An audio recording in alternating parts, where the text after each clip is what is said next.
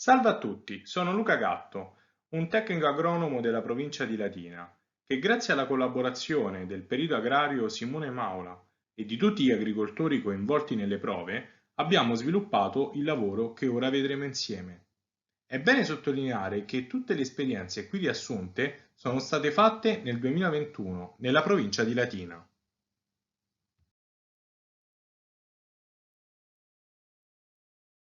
Prima di iniziare è necessario capire brevemente cosa ci ha portato a fare determinate scelte con l'inizio della nuova stagione e quindi il percorso fatto. L'esperienza inizia nella primavera del 2020 con una serie di scavi nel Lazio ed in Piemonte, focalizzati allo studio dei suoli coinvolti nella moria del kiwi. Il risultato è stato quello di riscontrare porzioni di suolo anomalo, destrutturato, compatto e plastico, che spesso assumevano caratteristici toni grigi, definibili nel loro complesso come suoli aglei.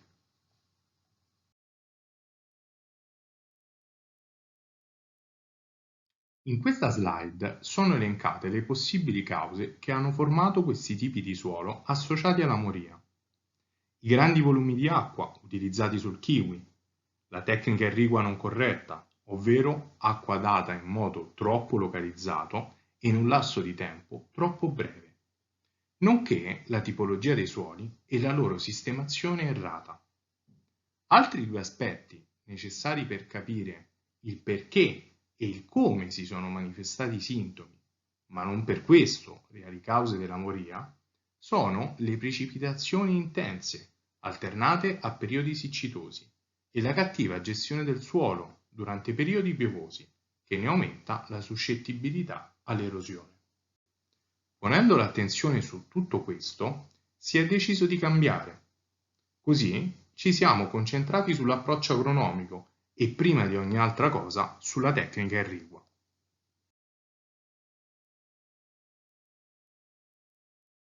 Gli impianti di irrigazione più diffusi oggi nel kiwi nella provincia di Latina sono quelli ad aspersione localizzata, con microjet come vibro o farfalla, gocciolatori ad alta portata e ala gocciolante che può essere singola, come in foto, o doppia. Se misuriamo in millimetri giorno la media dell'acqua erorata sulle superfici realmente raggiunte dall'irrigazione, questa varia da 15-20 fino anche a 50-60 mm giorno, a seconda ovviamente del tipo di impianto irriguo.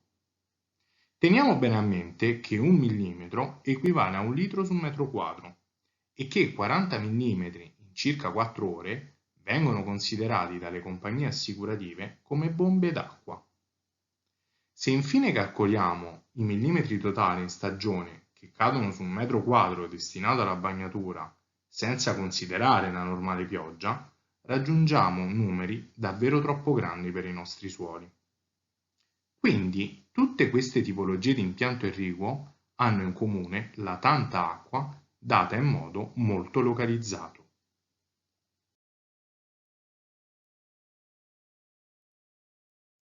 In questi schemi a destra vediamo bene come un impianto ad aspersione localizzata tende a creare bagnature molto profonde rispetto all'apparato radicale del kiwi, che in suoli di medio impasto o pesanti ha la maggior parte dei capillari attivi nei primi 40-50 cm. Negli impianti ad ala gocciolante o con gocciolatori ad alta portata, questo aspetto viene addirittura estremizzato.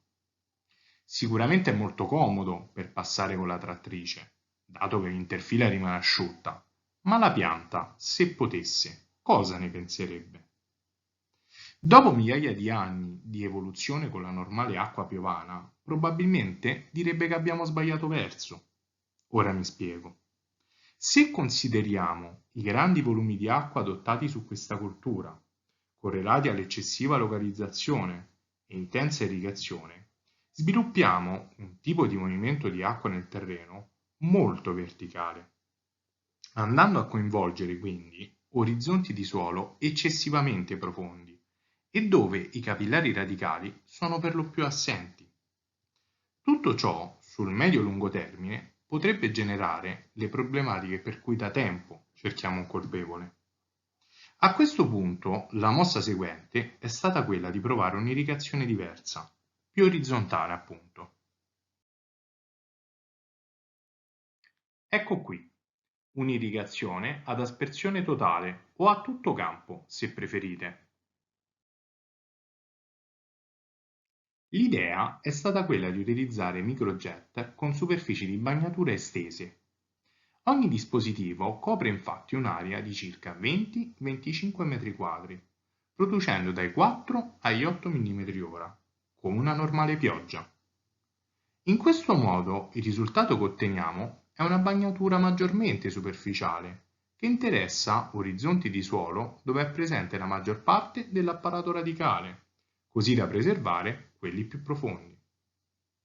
I microjet provati lavorano alla stessa pressione di quelli ad aspersione localizzata e possono essere utilizzati come antibrina sotto chioma in caso di gelate.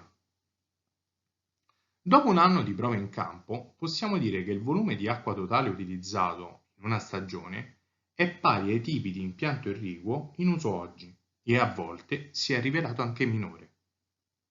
Ovviamente il lato negativo di questo modo di irrigare è quello di avere un'interfila bagnata, ma possiamo affermare che questo aspetto nella pratica si è rivelato meno complicato del previsto e che il rapporto costo-beneficio è stato ampiamente soddisfatto. Andiamo a vedere insieme le esperienze più significative fatte quest'anno a Cisterna di Latina. Siamo nel mese di settembre, nella località Le Castella. Questa foto ha come soggetto lo stesso impianto di kiwi, ma è stata scattata precisamente tra due settori irrigui diversi. A destra vengono utilizzati i gocciolatori ad alta portata, mentre a sinistra l'aspersione a tutto campo, montata nel maggio del 2021. A parte il tipo di irrigazione, i due settori sono gestiti nella stessa identica maniera.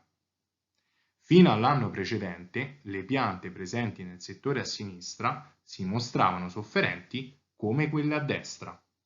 La differenza tra luce ed ombra è evidente. Ancora due foto che mettono a confronto l'impianto di kiwi appena visto, gestito con due irrigazioni differenti.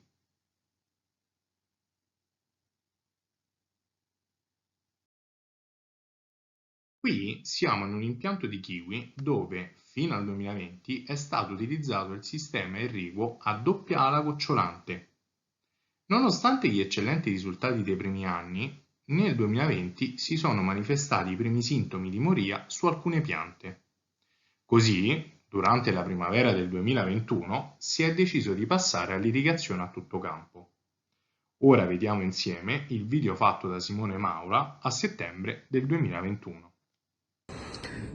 Queste sono le piante che come si vede adesso è stato effettuato il cambio di impianto di irrigazione. Il cambio di impianto di irrigazione è effettuato ad aprile, dove qui prima c'era l'ala gocciolante, quindi messo adesso lo spinnet. Qui c'era l'ala gocciolante, ma l'ala gocciolante l'anno scorso fine estate iniziavano i primi problemi e come vediamo adesso, a distanza di un anno da quando non si usa più l'ala gocciolante, vediamo che sotto il punto dell'ala gocciolante ancora troviamo la terra completamente bagnata come pongo e le radici completamente marce. Vediamo i rimasti, non ci sono più capillari e solo sono rimasti solo diciamo le radici, quelle portanti, ma completamente marce.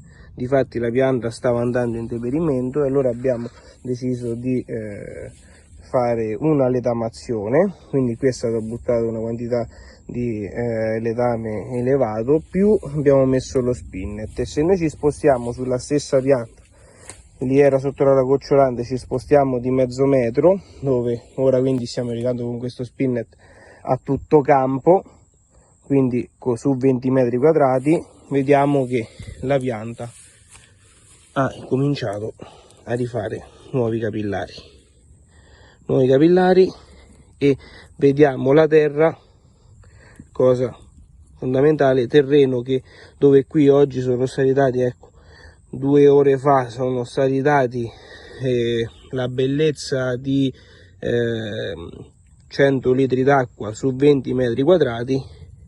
Il terreno si mostra umido ma non bagnato e ci sono molti capillari nuovi e formazione di nuove radici che è partita da quest'anno, da quando abbiamo cambiato l'impianto di irrigazione. E adesso vediamo che la pianta, che era una pianta completamente che non aveva nessun rinnovo, perché questi erano i rami dell'anno scorso, la pianta non ha ceduto, è rimasta verde, non ha necrosi diciamo sulle foglie, la frutta non è una frutta grande perché come potete immaginare si doveva riequilibrare l'apparato radicale con l'apparato aereo, però come vediamo adesso vediamo che c'è una nuova emissione di succhioni su tutti i rami, c'è la presenza di questi succhioni e adesso vediamo se quello che succederà.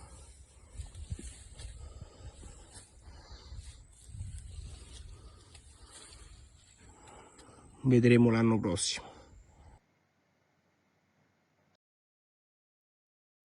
Anche questi sono scatti fatti a settembre del 2021 nell'impianto appena analizzato da Simone.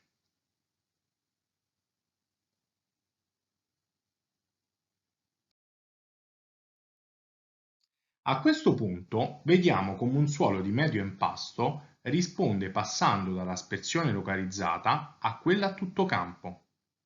In foto 1 si nota come il terreno si presenti compatto, con macchie grigiastre per i primi 40 cm di profondità, dove tra l'altro vi è la completa assenza di radici di kiwi.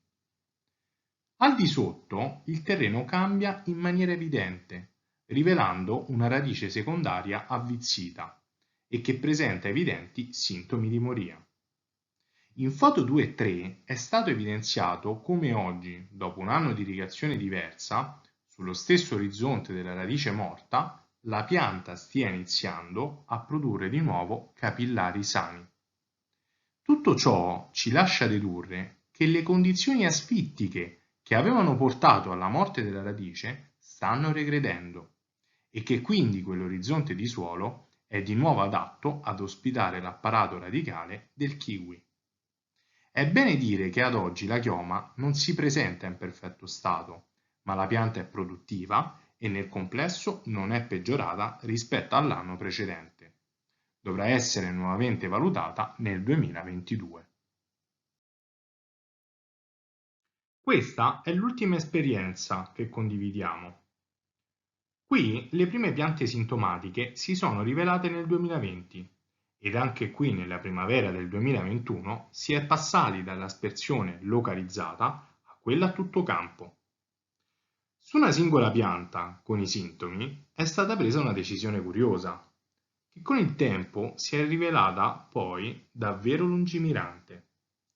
Sul lato della pianta è stato lasciato il microjet ad aspersione localizzata, chiamato in gergo farfalla, mentre sull'altro lato ne è stato messo uno ad aspersione a tutto campo. A fine stagione sono stati effettuati rilievi che vedete ai lati della slide. A destra, sotto la farfalla, abbiamo un apparato radicale con sintomi di moria evidenti. Notiamo infatti la completa assenza di capillari, mentre le radici secondarie ci compaiono in uno stato di disfacimento avanzato. A sinistra, invece, al di sotto del microjet ad aspersione totale, abbiamo un apparato radicale sano, pieno di capillari nuovi e attivi. La portata, ovvero i litri ora, dei due dispositivi è la stessa. Ciò che cambia è solamente la superficie di bagnatura e quindi i millimetri caduti durante tutta la stagione. Nonostante questa carrellata di esperienze positive, è bene sottolineare che non basta intervenire solo sull'impianto irriguo. Dobbiamo cambiare l'intero approccio della tecnica agronomica verso questa cultura. Analizzare tutti i punti critici che rendono l'agro-ecosistema kiwi fragile ed instabile ed agire di conseguenza. Se si adotta il sistema ad aspersione a tutto campo, vanno poi ricercate valide alternative alle lavorazioni del suolo, perché l'apparato radicale va preservato e stimolato ad occupare più superficie possibile. Una valida alternativa può essere il sovescio, con specie ad apparato radicale fittonante, come vedete nelle foto, che ci aiuta inoltre a evitare l'erosione dei suoli. Bisogna poi dare molta importanza alla sistemazione dei terreni e correggerla se sbagliata. Rendere poi efficiente il deflusso delle acque piovane in eccesso, creando appositi sistemi di drenaggio nei punti più difficili.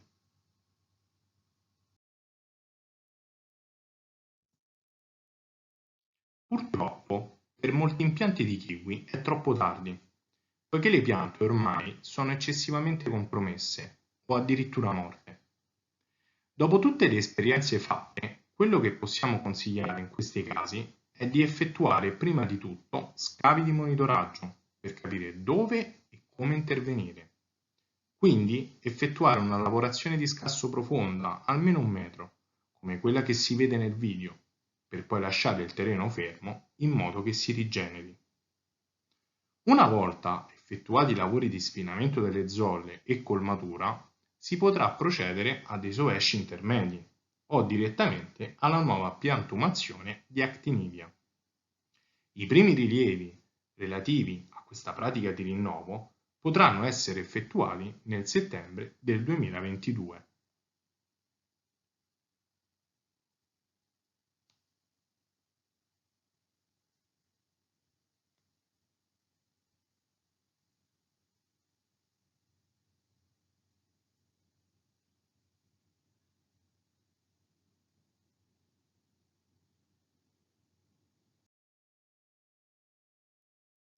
Per scegliere il miglior dispositivo per l'irrigazione a tutto campo è necessario fare delle prove di uniformità della bagnatura in funzione della distanza, attraverso pluviometri o semplici contenitori graduati, come si vede in foto.